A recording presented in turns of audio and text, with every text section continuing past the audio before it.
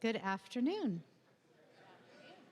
I am reminding myself that while I am chilly in here, I am not P.E. Monroe chilly, right? I am just a little chilly. I hope that you have enjoyed some time with some spiritual practices and learning something about storytelling and the various different ways that the arts and our attention to spiritual disciplines can form our faith today. I am learning a new thing about about specifically this looks like a staff. It's called a crozier. And it is beautiful, and it is handcrafted by Larry Hilbert from Holy Trinity in Raleigh. I think, and somebody might correct me, I have heard that this is the first time we've had a bishop that's had a crozier, either that or in a very long time, but maybe just the first bishop who's had a crozier. So I don't know the protocols of how this goes, and I learned from Bishop Emily that it's intended to be hooked toward the assembly. The sad part about that is that you can't see the beautiful Luther's cross, or Luther's rose with a cross in the middle. So unless there's a purist among us, I have, what? Is there a purist among, okay. I have the bishop's permission to sin boldly here, and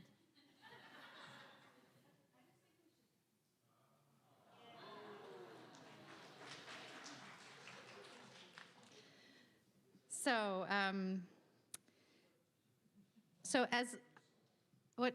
Say it again.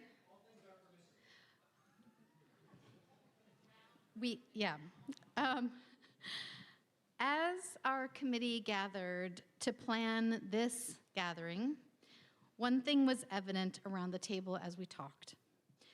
We had a deep, deep love for this synod and the diversity that we find therein. We have diversity of congregational size, ministry types, outreach, worship styles, camps, campus ministries, and diversity in our rostered leaders. We had such joy as we gathered talking about the work of the Spirit in our synod and sharing stories, and we longed to hear more. And we jotted down, we put out an invitation, and then we jotted down stories that we heard from you about beautiful, good, and bold ways that our synod is following Jesus and being the church. So we invite you this afternoon in this session to come and see a little bit more. The three of us will be sharing these stories of how God is moving within our synod. First up is Sersan.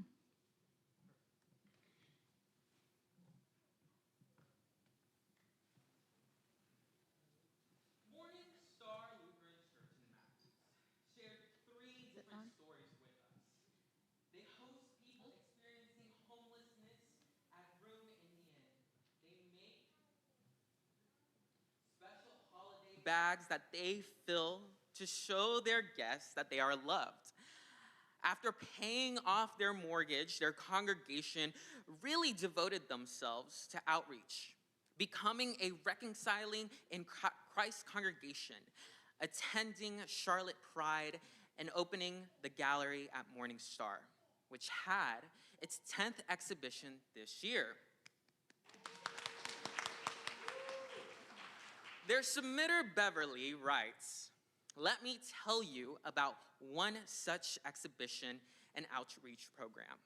The exhibition, our 10th, was called Resonate, which encouraged artists to speak to the music around us and this music within us. Additionally, we sponsored a community-wide event called Four Corners and a Stage, Tea Time concert, where each corner of the gym and the stage in our family life-centered offered a musical presentation. Coffee and tea were provided, and our guests brought goodies to share. There were over 150 folks who attended, and indeed, we had a grand time. Yes, yes, some members of MSLC participated and came to the event, but more importantly, it was overwhelmingly attended by our precious neighbors. We all had great fun getting to know one another by eating goodies and drinking coffee or tea, listening to great music, participating in lively dancing, and sharing stories. It was absolutely lovely.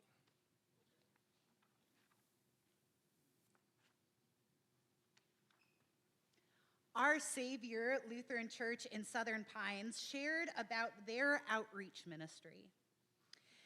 Their Matthew 25 ministry is an outreach program that prepares 170 weekly lunches in partnership with the Sandhills Moore Coalition. The coalition distributes these meals to individuals and families in the Robbins community, one of the most economically challenged areas in Moore County, as well as in southern Moore County. Many of the people served through these partnerships experience food insecurity, and the ministry helps extend local food resources by providing a simple, nourishing meal each week to those who need it most. This ministry is made possible through the dedication of volunteers who generously share their time, energy, and donations to support the work. Their commitment helps ensure that neighbors in our community continue to receive care, support, and reliable access to food.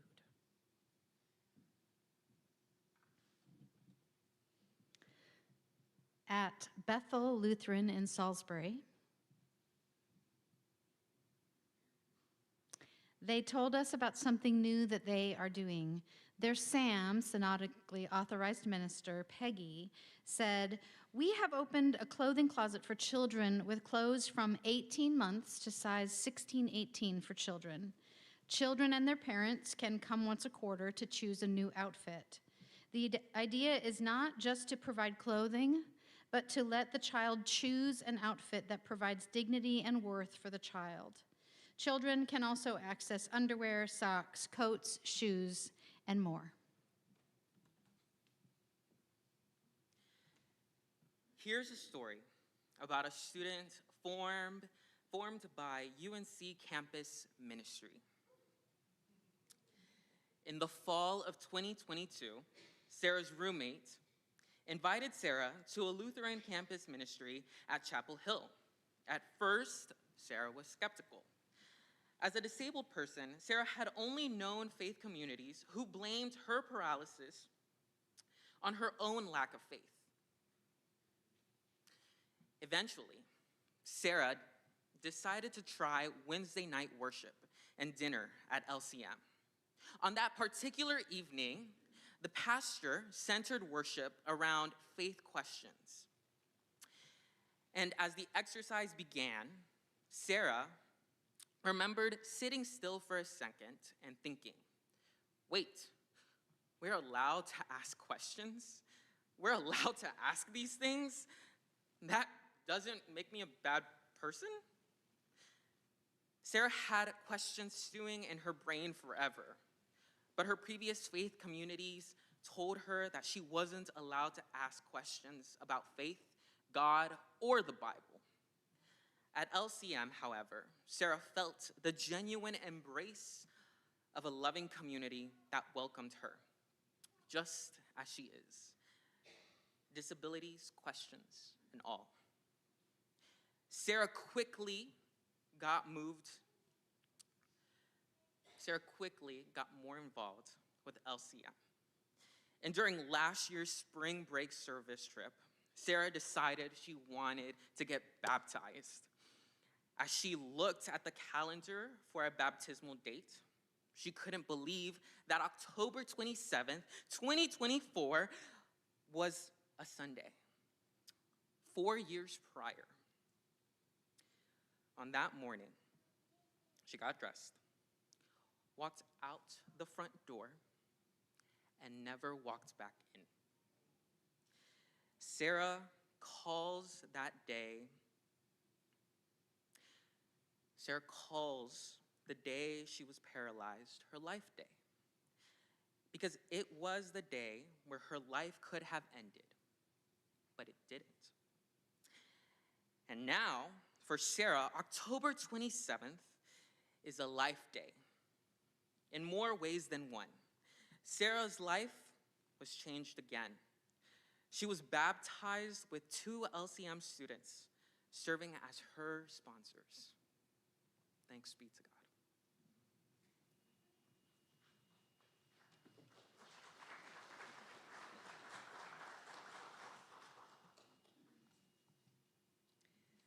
St. John's in Concord shared a story of abundance with us. St. John's Preschool is growing at a remarkable pace. 89 students in 2024-25, 107 in 2025-2026, and an anticipated 126 students for the 2026-27 school year. To meet the rising need, we added a 2-year-old classroom this year and are adding a 1-year-old cohort this summer. Faith formation is woven through each week. Children gather for chapel where they hear the stories of Jesus, learn to pray, and discover that they are beloved children of God. Even as we grow, we remain among the most affordable preschools in the county, keeping high-quality early childhood education within reach of working families who might otherwise be priced out. Come and see what God is doing through our smallest neighbors.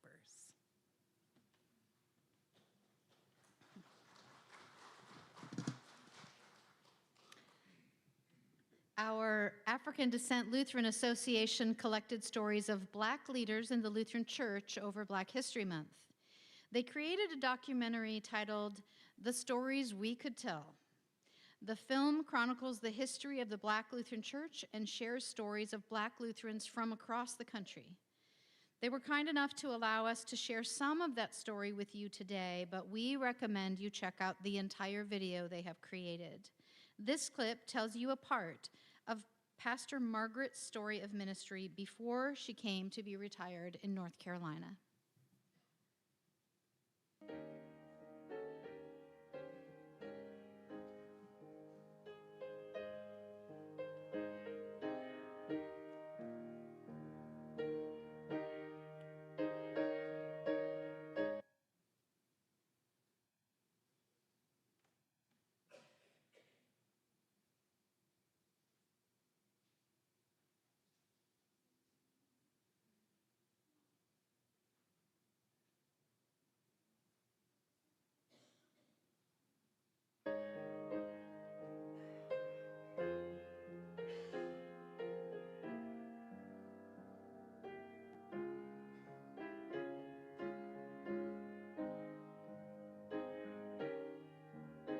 Very instrumental in my life, particularly those from my Philadelphia years. I see you out there, and I love you, and I miss you. So it's good to see you again. The first thing I would say starting off is it's not too much to say that the Black church in general and the African American Lutheran Church in particular has determined the trajectory of my life. It has absolutely determined my pastoral calling and my identity as a person. So I wanted to start by saying that.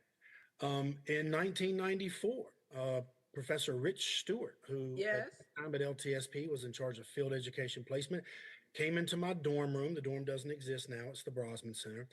And he asked if I would like to do my field education. It was my first year of seminary at a diverse but mostly Black congregation down the road. I agreed. I didn't know anything different. I'd never been in a Black church or non-white church in my life. I barely been in white churches, actually. So I ended up doing my field education at St. Simeon's Lutheran Church in the Hunting Park section of Philadelphia. That led the next year to my securing a Horizon internship at the last minute, which I went out to Genesis Lutheran Church in Detroit, which at that time was a flourishing black church. That ended up being the most formative year of my life. I had to learn to do everything there, preaching, praying, etc., in a black church context.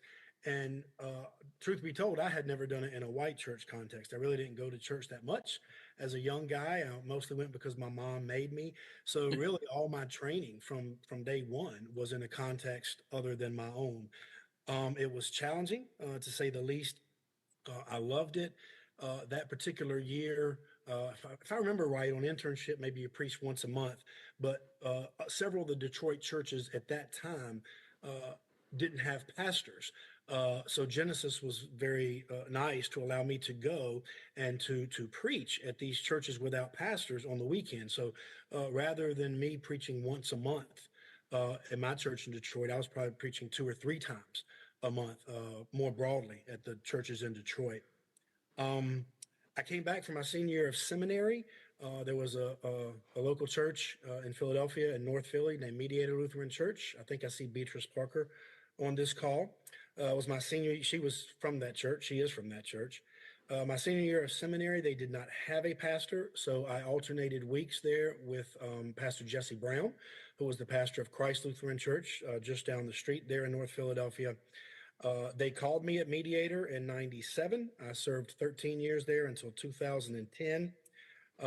Mediator had dwindled, I think, by the time I got there. And so they were designated by our synod, the Southeast Pennsylvania Synod, as a redevelopment congregation.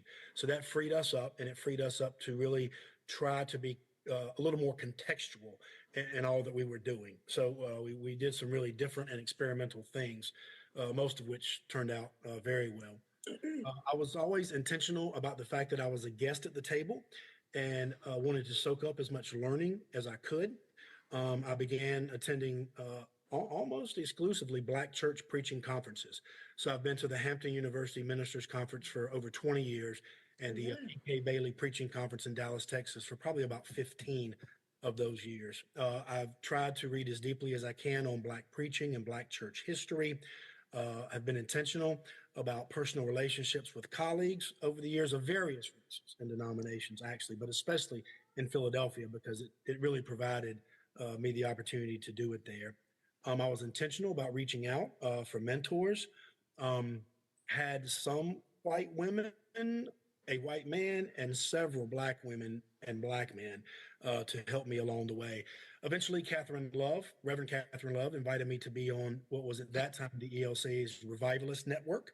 And so we preached revivals around the nation, around the denomination, including the Virgin Islands, which was always a nice trip to have to take to proclaim the word of God. At some point, I moved to Atlanta, was there for a few years. I came back home to Raleigh, which is where I am now, and served another African descent church, this one a mission development named Joy of Discovery. Pastor Carroll, Dr. Carroll, was my immediate predecessor. Charlene Lemona was the founder there.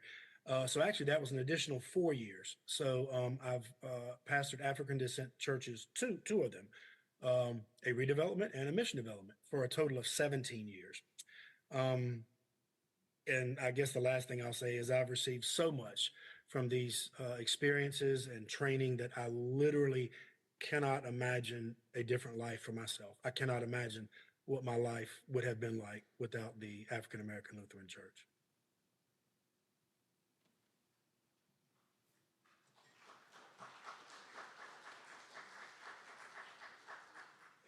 I know you are quick enough that was not Pastor Margaret.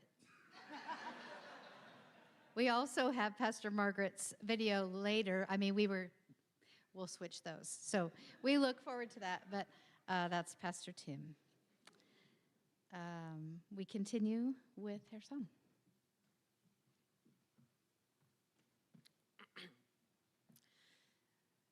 The Reverend Robert A. Sane has an incredible ministry and retirement, but it's not in the pulpit. Here's his story about a new call and God's creation he shares with us. The dream of the Farm Hill Acres Food Pantry Garden in Vail, North Carolina, began in July of 2016 after I had held a youth service trip to Philadelphia with Old St. Paul's Lutheran Church in Newton, North Carolina. The trip was coordinated through the Lutheran Theological Seminary of Philadelphia, now United Lutheran Seminary, blah, blah, blah. One of our work sites was Mills Creek Urban Farm, an educational urban farm led by people of color in West Philadelphia. In addition to pulling weeds and harvesting vegetables, our group witnessed how a garden could transform a community through relationships between residents and volunteers and by providing chemical-free produce in sustainable ways. Reflecting on my own background in farming and horticulture, and with retirement approaching, I began to imagine how I might use my experience to provide fresh produce to my local community. My parents were both farmers and mill workers. Their primary jobs were in cotton and textile mills. But outside of those hours, they farmed cotton, corn, and wheat. By the time I was old enough to work in the fields, they had transitioned to growing fruits and vegetables. Near retirement, they started a greenhouse business, which I became involved in while serving a part-time call in Hickory. A decade later, after my father's death, the business closed, and I returned to full-time ministry at Old St. Paul's. I retired in 2020, and a year later, I began the gardening adventure. I quickly developed a relationship with the food pantry at Daniel's Lutheran Church and its coordinator, Terry Salmon. At first, my focus was simply to provide fresh produce. Much of western Lincoln County, despite being a farming community, is considered a food desert, a place limited with food access, affordable meals, nutritious food. I began growing cabbage, broccoli, greens, tomatoes, peppers, potatoes, beans, peas, and other vegetables. Drawing on my experience, I was able to provide a steady supply of produce to the pantry. Over 5 years, the garden has produced more than 10 tons of fresh, healthy food. But something wasn't right. I became increasingly unsettled with my reliance on chemicals, fertilizers, and pesticides. Not only were they expensive, but over time, I saw how they harmed the soil's microbiology through soluble salts and negatively affecting birds, wildlife, beneficial insects, and obviously soil life. During the COVID pandemic, while learning to create YouTube videos for an interim ministry, I began watching videos about regenerative agriculture. I started reading about living soil and discovered how traditional cultivation can damage biology. I also discovered the power of worms and how worm casting can dramatically improve soil health.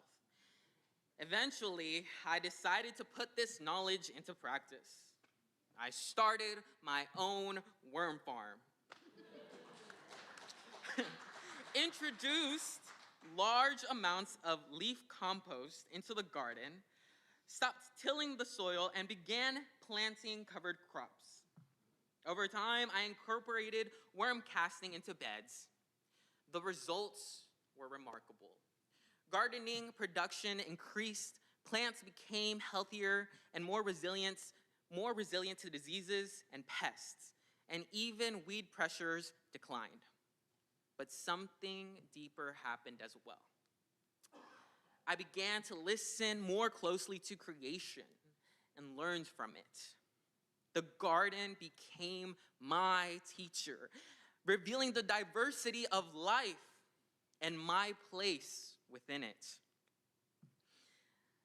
I began to see resurrection in sprouting seeds and in composted materials transformed into nutrient nutritious, rich soil. I noticed the insects and birds and how they instinctively responded to their environment. This season, the pantry garden will provide fresh vegetables for more than 40 families each week. Another goal is to offer free worm casting, also if you didn't know, worm poop, to anyone interested in trying them in their own garden. Long term, we hope to share both knowledge and resources with local farmers and the broader community.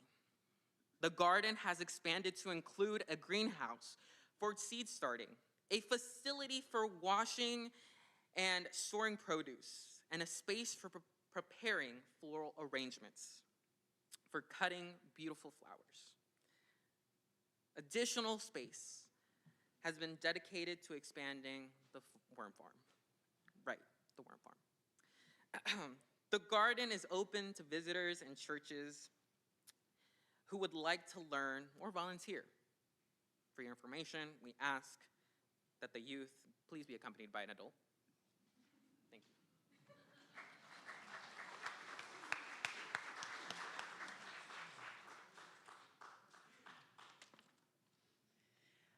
As you can see, the Holy Spirit is moving across our synod. In outreach ministries, art galleries, in college students becoming baptized, in smiling preschoolers, growing gardens, and even in broken heating systems. We might not all be experiencing God in the same way, but it is a beautiful gift that all of these stories are part of who we are together, called for the sake of the world. These ministries are a reminder that the North Carolina Synod is the place to be. Please join me in welcoming Bishop Emily Hartner to the stage.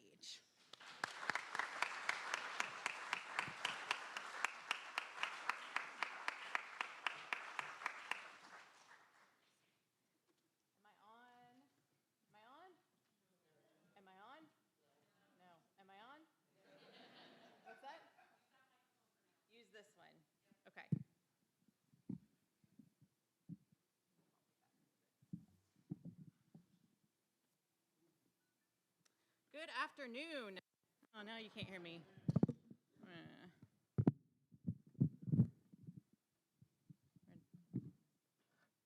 Let me make sure this one, I've turned it on. Oh, now, I have turned this one on. Thank you. Now you got it. That might be double might. Okay. North Carolina is the place to be. Now I think I am double might. That was Vice President Diana Haywood's phrase, and I ended up with a lot of pins, Diana Haywood pins last night, and they are at the Synod table. So if you want a North Carolina is the place to be pin, we still have some, and you may get them from the table out there. Thank you, Bradley. Thank you. Bradley is our new Synod Council youth rep, by the way.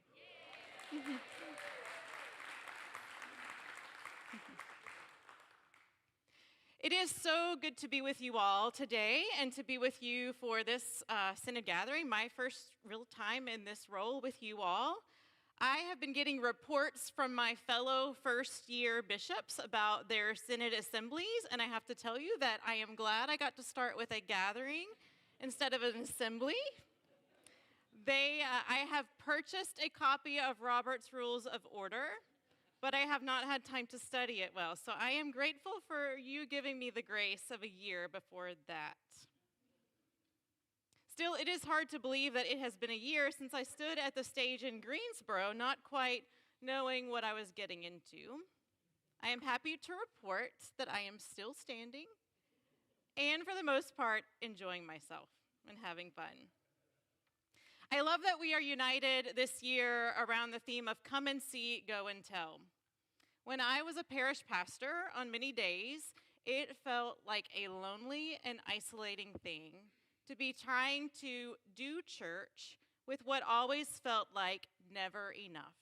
Never enough resources, never enough people, never enough whatever.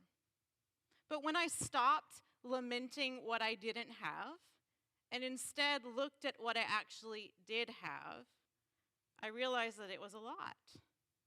And then when we bring all that we have into one space, when we combine our resources with someone else, we have everything that we need. So I suppose one of my hopes for this gathering is for you to return to your homes feeling less isolated and trusting that we really are in this together and that we have all sorts of opportunities to collaborate with one another. It really is good to be together. One of my new Episcopal bishop colleagues has described the ministry of bishop as the ministry of panorama. It's a position that allows for a wider angle, or as the definition of panorama when I Googled it suggests, an unbroken view of the whole region surrounding the observer. And that definition, when he said it, I said, I'm going to steal that, because that matches my experience of this role. And so for my time with you this afternoon, I thought I would share with you a panoramic view of my first year as bishop and invite you to come and see from my perspective how we are engaging in all sorts of collaborative ministry together. But first, a story about Jesus, kind of. This is a picture of me and my son Oliver, taken on the first Sunday of Lent at St. Andrew's Mount Airy, where is Minister Rebecca right there. We were visiting. I was preaching that Sunday, the first Sunday of Lent, and Oliver had decided that I had not been around enough, and I said, well, you can come with me. We'll take a little road trip up I-77, and so we went. Oliver was sitting on the front row. In this shirt, he has his knees. In this picture, he has his knees tucked into his shirt, but there he was. The gospel reading, pop quiz, first Sunday of Lent. Anybody remember the gospel reading? Lovely. Jesus' temptation in the wilderness. Somebody said Jesus and the devil. Yes, Jesus and the devil. And what, Pastor Thomas, does the devil tempt Jesus with? No. Yes. Food. The devil said, if you are the Son of God, turn these stones into bread. And then Jesus was quick to retort, one does not live by bread alone. Fast forward 2 days, and this was taken on the Tuesday after that Sunday. And Oliver, for those of you who don't know, Oliver is adopted. And he was adopted, we call it his gotcha day. The day he came home to live with us was February 25th, 10 years ago. And so I know it's Lent, but we were celebrating anyway. And it's become our tradition to celebrate his gotcha day with him getting to pick where he wants to go eat. And he has an expensive taste, and this is at a new seafood restaurant in Cornelius called Sea Boy. And here he is on, did I skip a slide? Yes, here, I skipped this one. Here he is just about to try a raw oyster. He's 10, and we have always been amazed at his palate. And then he ordered for us, and he will look at a menu, and he will pick whatever he hasn't had before, and he'll say, I want that, that, that. So here he is trying a crab knuckle on the left, and then he's eating grilled octopus on the right. And then the fourth thing we ordered was this is grilled blackened swordfish.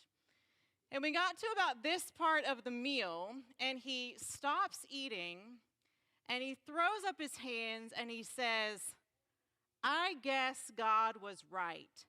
One does not live by bread alone.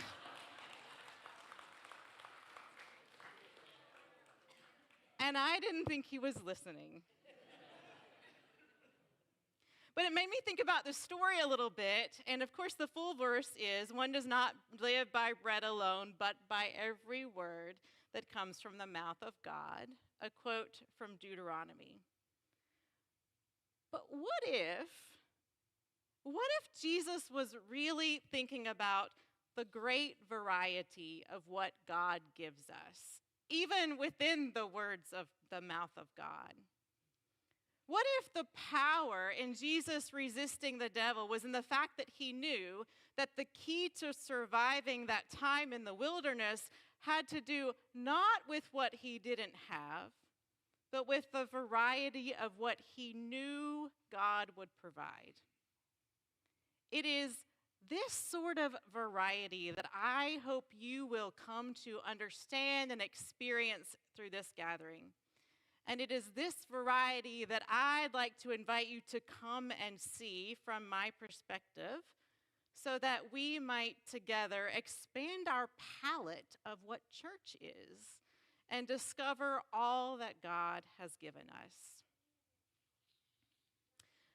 I've come to think of the way, so I visit congregations and they ask me to give them reports, and so I've come to think of the way I give reports about the church as sort of concentric circles, with the synod office being sort of that middle circle, and then you have the wider synod as the center circle, and then the middle one, the wider synod, and then our larger ELCA and ecumenical partners as that outer ring.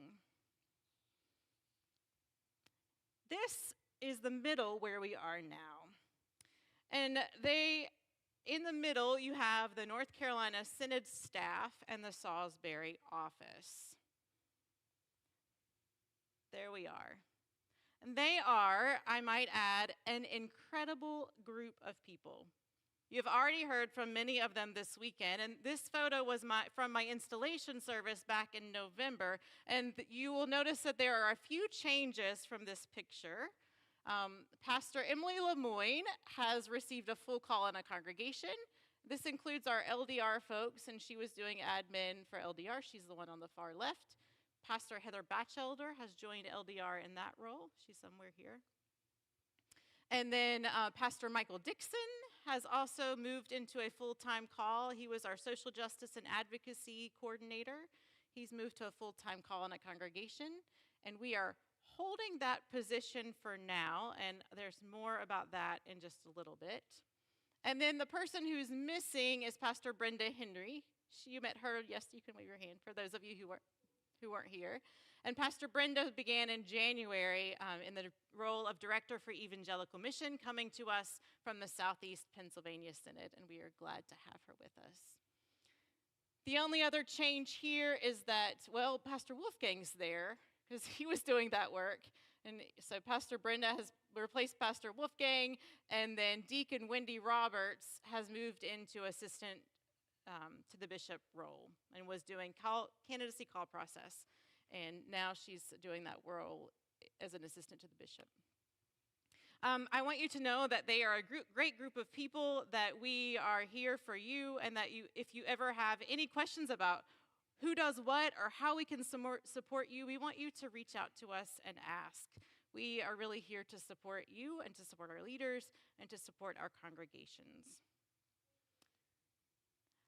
I'm going to skip the middle circle for a minute and come back to it and go to this outer ring. And we have with us, of course, Treasurer Lori Fedek, who was our ELCA rep from Chicago. And I'm not going to steal your thunder because she's going to talk to you later today about church-wide issues. But there are a few things from my perspective in the North Carolina Synod that are worth highlighting. The Conference of Bishops is the group of the bishops from the 65 synods plus the presiding bishop. We meet twice a year, and we've met twice since I started in August. Our meeting last October overlapped with the installation of presiding Bishop Yahel Curry. That's the picture on the left, and actually this is from the church-wide assembly in last July. Conversations with the Conference of Bishops have centered on questions of all sorts of stuff, but mostly in the past year, questions of theological education, what does theological education look like, or what should it look like today. We have talked about the candidacy process many, many times. And if you want to know more about that, I'm happy to answer that, or Deacon Wendy can answer that. And we've looked at what is the church's role in the prophetic voice. How are we, you heard about prophetic voice this morning. How can that group be a prophetic voice for the wider church? Of course, there has been transition within the ELCA church-wide office, and our own CC is now the secretary of the ELCA, along with the new presiding bishop, Yahel Curry. We miss CC, but we give thanks for her work, and we give thanks for her collaborative nature and for her generous sharing of her gifts with the wider church. Sometimes when we talk about the wider church, you will hear us talk about Region 9. There are 9 regions within the ELCA, and you can think about Region 9 as that southeastern yellow part of the United States. There are lots of ways in which we collaborate with one another. They are listed here. Pastor Cassie that works on our boundary training with other assistants to the bishop from Region 9. Region 9, every region has an archives, so we support the Crumley Archives together as a region. Those archives are in the process of being moved from the former Southern Seminary campus to Newberry College, which is a big change for them. The bishops in Region 9 have a relational agreement where we sort of say, this is how we're going to work together, including things like boundary training. The Region 9 bishops get together once a year for collegiality and conversation, in addition to the Conference of Bishops meetings. We support LDR Carolinas with South Carolina Synod. Our LDR folks are back there, and they've done great work here in both Carolinas. And coming next summer, we are coordinating a regional discernment event for those people who are thinking about seminary and want to learn more. It's going to be next July here at Lenoir-Rhyne, and we hope to add a whole bunch of stuff together, a discernment event, a candidacy retreat, and perhaps even a first call theological education event as well. So we're coordinating in that work as well. Part of the joy of this position is that I also get to work in ecumenical settings. The North Carolina Council of Churches is a group of lots of denominations. North Carolina was a founding member of the North Carolina Council of Churches. They celebrated their 90th anniversary this year with the service. That's former presiding bishop Michael Curry of the Episcopal Church preaching on the left. And then our denominational adjudicatory heads get together. We've gotten together twice, once in person here and once on Zoom. And that's been a great way to collaborate with that group. The Council of Churches works mostly in collaborating on issues of peace and justice. And so we're in constant conversation about how we can work together to make our prophetic voice again stronger in North Carolina. We also work with a number of agencies and institutions, including Lutheridge Nova Sway. These are just a couple here, our dear old Lenoir-Rhyne. And these are some of the heads of the agencies and institutions. Some of them are in this room right now. And Ted Goins has done a great job gathering us and convening us, so thank you for that. And they're great partnerships. So as you think about ways in which collaboration is happening in the Synod, it's so broad, and again, it's a panoramic view of collaboration, and it happens in all sorts of different and life-giving ways. So we are grateful for those. Finally, if we move to this middle circle, that is you. That is us. We are that middle circle, the North Carolina Synod, together. Every Sunday, nearly every Sunday, since I have entered this role, I've been almost in a different congregation. And it is a pure joy to be in your congregations and to experience how you do worship and how you serve your communities and how you do a potluck and what you have at a potluck. It's really, really fun. So I have appreciated every invitation. I know that We have about 180 congregations, and so it'll take me a while, 52 weeks in the year, to get to all of them, but it is such a joy for me to be there. I know that many of you are on my calendar for the rest of the year, and I want to thank you for those invitations and the ability to be with you. It is great joy. But we are more than congregations alone. And so we are all of these leaders and more. This was from the installation service back in November. We are lots of groups of people. We are youth and we are young adults. Yes, and Herson is right there in the middle of the young adult group. And the youth gathering, the Lutheran Youth Organization gathers every year under Pastor Cassie's leadership. They put the bishop in a hot seat and ask any questions they want to for 30 minutes, including things like, do you prefer Duke or Carolina? And if there was ever a church dividing issue, it is that one. The youth know my answer. You will have to ask them. And then you heard from NC Connect and Mark Husted this morning and how they are gatherings of young adults all across our synod, and we are grateful for that work as well. We are candidates and ordinands. Our candidacy committee, under the leadership of Deacon Wendy Roberts, accompanies candidates through their discernment and education, and then once they get through those process, we have ordinands. We have had 5 ordinations since I began in August, and I had to wait until I was installed in November before I could do an ordination. So really 5 since November. And we are grateful for their willingness to say yes to this role and for their leadership as well. We are lay leaders, lay preachers. You heard from them this morning as well, and synod authorized ministers. This picture was from the installation of Jeff Zill as a synod authorized minister at Wittenberg Granite Quarry just about a month ago. And I hope you heard this morning that their sense of call is really, really strong. And they are serving our congregations in beautiful ways that we would not be able to do without them. So we are grateful for their work as well. And in case you didn't know, I will explain the synod authorized ministers. Some people don't know what they are. They are lay people who have gone through training and then are authorized to provide sacraments in one congregation or one location only. And so we authorize them to do that in one location, and then they are unlike an ordained pastor who can then go from one place to another. They are authorized in one place.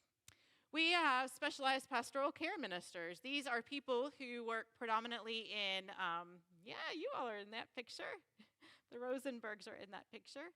They are mostly chaplains in hospital or nursing home settings. Because they have a specialized call, they gather once a year in a retreat setting to do peer education and evaluation with one another in continuing education. I have learned that this is not across the ELCA, that we are unique in this offering of how we support our specialized pastoral care ministers.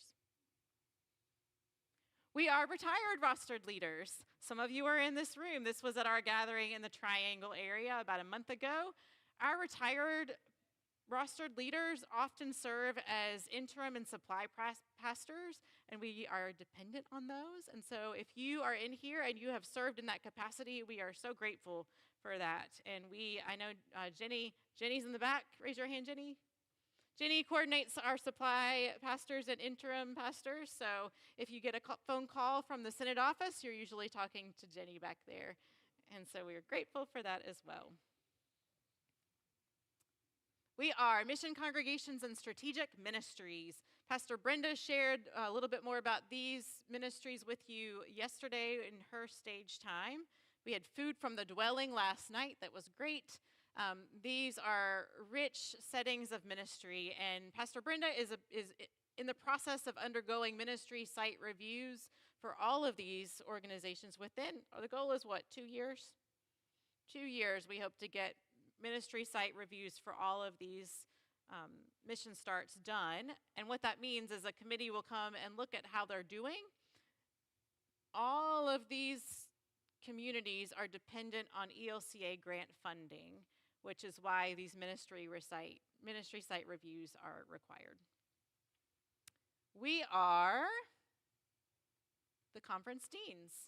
The deans we have each synod is divided into smaller geographical areas called conferences, and we have one rostered person leading each of the conferences. We gather several times a year, once at a retreat, once at the synod office, and once on Zoom to share what's happening within the synod and to coordinate with one another. They are considered an extension of the bishop's office, and so we really count on them for distributing information to you all. So if you don't know which one of these is your dean, you can always ask, and Pastor Phil provides leadership for the dean, so you may connect with him as well. We are African Descent Lutherans. You heard a video from that group earlier today. They have gathered, they support African descent congregations and African descent Lutherans across the synod. This was at their Kwanzaa event in January. They tell me they're going to have it again. They welcome anybody to participate in that. They are also planning four, right? Where's Rich? 4 Juneteenth celebrations this month, well, next month. So if we'll be here, we will publicize those, and they're doing great work across the synod, and we are grateful for your presence here as well. We are Synod Council. Just like your congregation council, the synod has a council, which is essentially our board of directors. This was from our retreat back in last September, and we have a new youth rep now, Bradley. And so we do the work of the synod. We look at decisions that need to be made. Right now we're working on constitutional updates. I don't know where Jill is. Jill's working on that.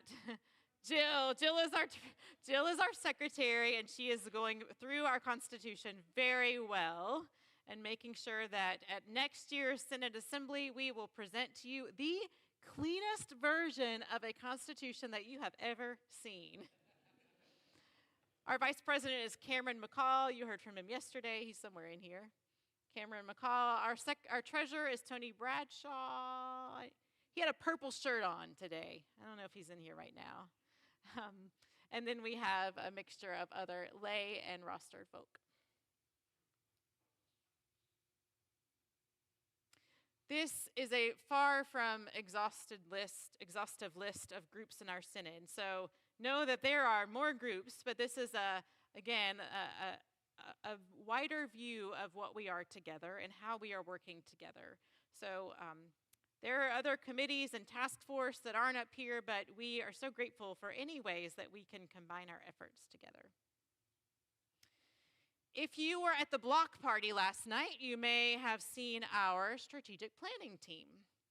We have contracted with a group called LEAD. Some of you may have heard of them. They're out of Texas, and they do strategic planning for congregations, churches, and synods, judicatory levels. They were started by Bishop Michael Reinhardt in the Texas-Louisiana Gulf Coast Synod, and he has now retired, but they are going strong. And so they are leading us through about an 11-month process. We hope to have a plan complete by the end of the year or the beginning of next year. Now, if you should have all gotten a pair of sunglasses. So I want you to put them on. I'm going to take a picture because one of the questions of strategic planning process is, what are the bright spots in the synod? And they are so bright, you need your shades.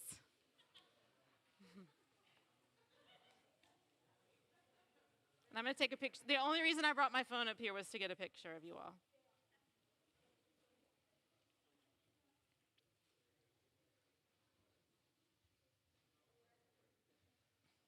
I can't see you now, though. Okay. I'm going to get a selfie, but you can take one, too.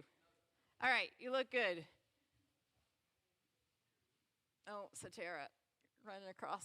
All right, 1, 2, I'm gonna make it wider. 1, 2, 3, lovely. can take them off because it's hard to see in here.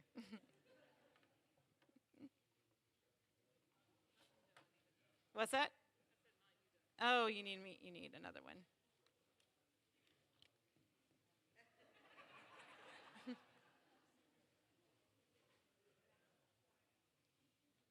You may take those home with you. The strategic planning process looks a little bit like this. We have 3 phases to it. We have a listening phase where we are engaging in deep listening across the synod. And then we will take what we hear as sort of data, and then we will focus that a little bit through our team. We have a strategic planning team. And then we are going to create an implementation plan to increase successful completion goals. We started in March-ish, I think, by creating a strategic planning team. The Synod Council has approved that in December, March. And then we formed a team together. We have met in person once with our consultant from Lead, Deacon Jessica Noonan in the ELCA, and several times on Zoom, especially leading up to tomorrow. Tomorrow morning, just before lunch, you will get the chance to participate in a focus session, a focus group, and a listening session as part of this strategic plan. So we hope that you will enthusiastically go to the room number. Your name tag should have a number on it. That corresponds to a room number in this building where your strategic planning listening session will take place. We will use your response. We have curated a list of questions that we as our team hopes to get information on. And so you will have a facilitator in each room. Someone, if you are really good at taking notes, we didn't have enough people to assign note takers, but we would love for some of you to participate as a note taker, and then we're going to record the conversations as well. So when our team gathers again, we will have the best record of what you have shared with us. And we want you to know that you'll hear more about this tomorrow morning, but we want you to be as candid as possible because we cannot improve the work that we're doing in the Synod office if we don't know where the Synod is in terms of your joys, your bright spots, but also your challenges, what resources you need from us. So we want to hear as much honesty as possible so that we can better serve you. You might think of the strategic planning process as it is a strategic plan for the whole Synod, but is implemented through and by the Synod staff. So the goal is to align the work of the Synod office in that middle circle of those concentric circles, to align that work with what you need, because we want to serve you. And here is a picture of our team. We have a great team. This is a great group of people. I think many of them are in this room. If you are on this team and in this room, raise your hand. Brad.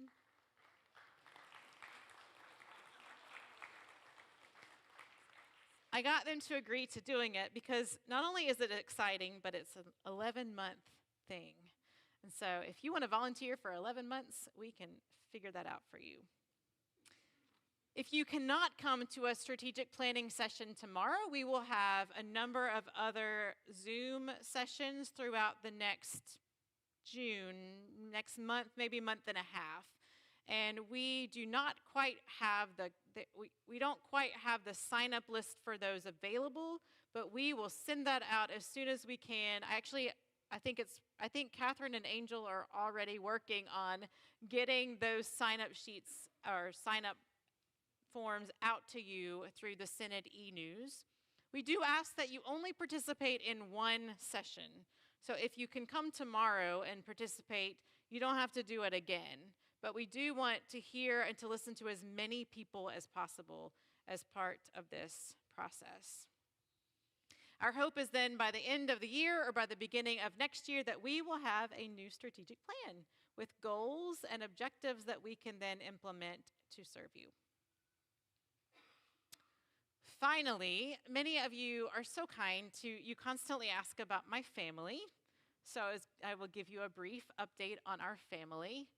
This is at my home congregation of Beth Eden in Newton on Easter Sunday. We are, for the most part, doing well. We've had to juggle our schedule around a little bit to accommodate the travel of this role. My husband works from home for a small data company based in Cornelius. He's a database engineer, and I don't really know what that means, but he has a lot of code on his computer screens that I can't read. So we rented a little co-working space across the street from our son's school. He's in school in downtown Charlotte, and so we kept him there because we didn't want to disrupt his school experience. So I work from the Synod office about 2 days a week, and then actually from the co-working space in Charlotte about 2 days a week, so that we can coordinate work schedules and drop off and pick up from school. But mostly we're doing very well. Oliver is 10. He took his English EOG today, and he's about to finish the 4th grade. He is a goalie. He plays soccer year-round, almost year-round, 3 seasons. He's a goalie. He'll be doing all sorts of stuff this summer, including going to Lutheridge. So we're busy, but we're doing great. If you go back now to this picture, Oliver is also a gifted theologian who reminds me of the abundance of what God gives us. One does not live by bread alone.